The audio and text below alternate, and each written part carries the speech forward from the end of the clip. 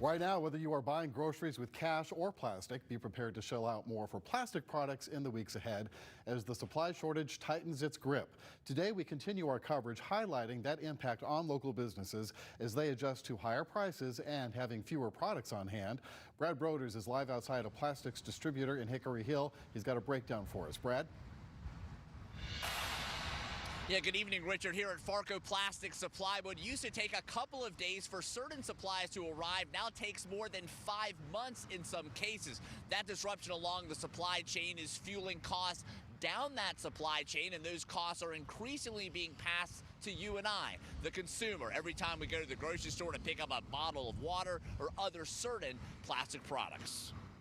Never seen it this bad. I've been in the plastics industry for 10 years, distribution for over 20 years, and never seen, we've never seen it like this. For those at Farco Plastic Supply in Memphis, the challenges are unprecedented these days, as the company struggles with fewer products in stock on these racks and higher costs to get them.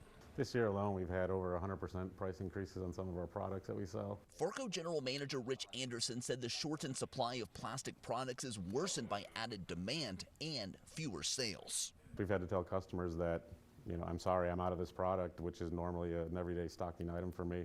So that's a snowball that goes into they can't make their product. Anderson said put all of those plastic problems together locally and internationally, and we the consumer suffer since added costs are increasingly being passed down at grocery stores and elsewhere. Anything with plastic, you're going to see those prices that reflected in the consumer goods are going to be going up if they have anything plastic related in that consumer good. In addition to a higher grocery bill, Anderson said certain plastic products are and will be harder to find as we move through the upcoming holidays. You see shortages on the shelves right now, of a lot of consumer goods, which, backtrack to, our plastic that is somewhere in that supply chain.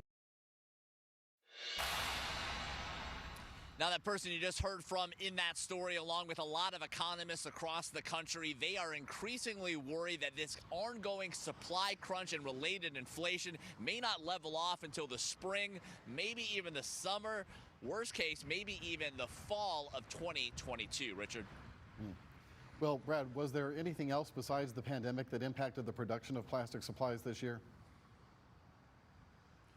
Yeah, there were a couple of things, Richard. Back in February, if you may remember, Texas had that huge winter storm. When we also had that winter storm, a lot of chemical manufacturers had to shut down operations. They're still kind of catching up from that in the February. And then just as those things kind of leveled off, Hurricane Ida hit in September, and that also caused more disruptions for chemical production. And a lot of things are still catching up with a lot of other factors along the supply chain.